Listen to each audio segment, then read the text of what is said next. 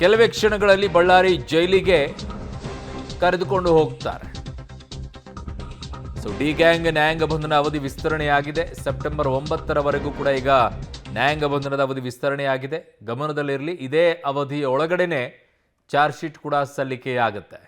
ಆಮೇಲೆ ಪರಪ್ಪನ ಅಗ್ರಹಾರದಲ್ಲಿದ್ದಂಥ ಕೈದಿ ನಂಬರ್ ಏನಿದೆ ಅದು ಕೂಡ ಬದಲಾವಣೆ ಆಗುತ್ತೆ. ಬಳ್ಳಾರಿ ಜೈಲಿಗೆ ಹೋಗೋದಾಗ ಅಲ್ಲಿರುವಂಥ ಕೈದಿಯ ನಂಬರು ಅಲ್ಲಿಗೆ ಬರುತ್ತೆ. ವಿಚಾರಣಾಧೀನ ಕೈದಿಯ ನಂಬರ್ ಬರಬೇಕು.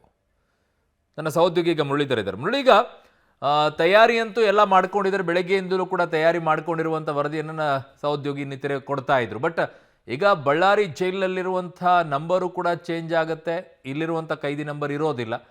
ಮಗದೊಂದು ಕಡೆಗೆ ಈಗ ಶಿಫ್ಟ್ ಮಾಡಬೇಕಾಗಿರುವಂಥ ಪ್ರೊಸೀಜರ್ಸ್ಗಳು ಏನೇನಿರುತ್ತೆ ಮತ್ತು ಯಾವ ರೀತಿಯಾಗಿ ಪ್ರೊಸೀಜರ್ಸ್ಗಳು ನಡೆಯುತ್ತೆ ಮುರಳಿ? ಅರುಣ್, ಏನಂದ್ರೆ ಈಗಾಗಲೇ ದರ್ಶನ್ ವಿರುದ್ಧ 2 ಪ್ರತ್ಯೇಕವಾದ ಪ್ರಕರಣಗಳು ದಾಖಲಾಗಿರುವಂಥದ್ದು. ಅದರಲ್ಲಿ A1 ಆರೋಪಿಯಾಗಿ ದರ್ಶನ್ ಅವರು ಇರುವಂಥದ್ದು. ಈಗಾಗಲೇ ನಿನ್ನೆ ಪೊಲೀಸರು ಒಂದು ಮನವಿಯನ್ನು ಪಡ್ಕೊಳ್ತಾರೆ. ಆದರೆ ಪರಪ್ಪನಗರ ಪೊಲೀಸರು ನ್ಯಾಯಾಲಯದ ಮೂಲಕ ಒಂದು ಮನವಿಯನ್ನು ಮಾಡಿಕೊಂಡು ಅಲ್ಲಿ ವಿಚಾರಣೆಯನ್ನು ಮಾಡಲಿಕ್ಕೆ ಒಂದಷ್ಟು ಅವಕಾಶಗಳು ಬೇಕು ಅಂತ ಕೇಳ್ಕೊಂಡಿದ್ರು. ಅದನ್ನು ನ್ಯಾಯಾಲಯ ನಿನ್ನೆ ಪುರಸ್ಕಾರವನ್ನು ಮಾಡ್ತು. ಅದಾದ ಬಳಿಕ ದರ್ಶನ್ ಅವರ ಒಂದಷ್ಟು ಹೇಳಿಕೆಗಳನ್ನು ದಾಖಲು ಮಾಡ್ಕೊಳ್ಳುವಂಥದ್ದು. ದಾಖಲು ಮಾಡ್ಕೊಂಡ ನಂತರ ಇವತ್ತು ವಿಡಿಯೋ ಕಾನ್ಫರೆನ್ಸ್ ಕೂಡ ಇತ್ತು, ಮತ್ತೆ ಪಂಚನಾಮೆಯನ್ನು ಮಾಡಬೇಕಾಗಿರುವಂಥದ್ದು ಅರುಣ್. ಯಾಕೆಂದರೆ ಪ್ರಮುಖವಾಗಿ ಅಲ್ಲಿ ಇದೇ ಟೇಬಲನ್ನು ಹಾಕೊಂಡಿದ್ದಂಥ ಅಲ್ಲಿ ಕಾಫಿ ಮಗ್ಗನ್ನ ಇಟ್ಕೊಂಡು ಸಿಗರೇಟ್ ಅನ್ನ ಸೇರ್ತಾ ಇದ್ರು. ಯಾವ ಸ್ಥಳದಲ್ಲಿ ಏನು ಈ ರೀತಿಯಲ್ಲಿ ಇದ್ರಿ ಅನ್ನೋದ್ರ ಬಗ್ಗೆ ಒಂದಷ್ಟು ಪಂಚನಾಮೆಯನ್ನ ಮಾಡಬೇಕಾಗಿರುವಂಥದ್ದು ಪೊಲೀಸರು. ಆ ಹಿನ್ನೆಲೆಯಲ್ಲಿ ಇವತ್ತು ಪಂಚನಾಮೆ ಪ್ರಕ್ರಿಯೆಗಳು ಕೂಡ ಪ್ರಾರಂಭ ಆಗಿರುವಂಥದ್ದು. ಬಹುತೇಕ ಪಂಚನಾಮೆ ಪ್ರಕ್ರಿಯೆಗಳು ಇವತ್ತು ಸಂಜೆ 4 ಗಂಟೆ ಒಳಗಾಗಿ ಮುಕ್ತಾಯ ಆಗುತ್ತೆ ಅನ್ನೋದ್ರ ಬಗ್ಗೆ ಮಾಹಿತಿಗಳು ಸಿಗ್ತಾ ಇದಾವೆ.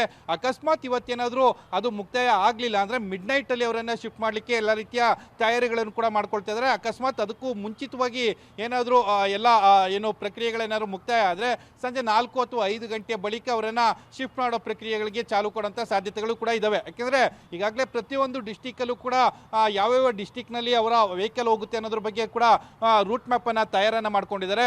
ಆ ಹಿನ್ನೆಲೆಯಲ್ಲಿ ಪ್ರತಿಯೊಂದು ಡಿಸ್ಟಿಕ್ನ SP ಗಳಿಗೂ ಒಂದು ಮಾಹಿತಿಯನ್ನು ನೀಡ್ತಾ ಇರುವಂಥದ್ದು. ಎಷ್ಟು ಗಂಟೆಗೆ ನಾವು ಇಲ್ಲಿಂದ ಹೊರಡ್ತಾ ಇದ್ದೀವಿ, ಜೊತೆಗೆ ಆ ಜಿಲ್ಲಾ ಬಾರ್ಡರ್ಗಳಲ್ಲಿ ಯಾವ ರೀತಿಯ ಪೊಲೀಸ್ ಬಂದೋಬಸ್ತನ್ನು ಮಾಡ್ಕೊಳ್ಬೇಕು. ಯಾಕೆಂದರೆ ದೊಡ್ಡ ಅಭಿಮಾನಿ ಬಳಗ ಮತ್ತೆ ಒಂದಷ್ಟು ಜನ ಬಂದು ಅಲ್ಲಿ ಅಡ್ಡಿ ಆತಂಕವನ್ನು ಉಂಟು ಮಾಡುವಂಥ ಸಾಧ್ಯತೆಗಳಿರ್ತವೆ.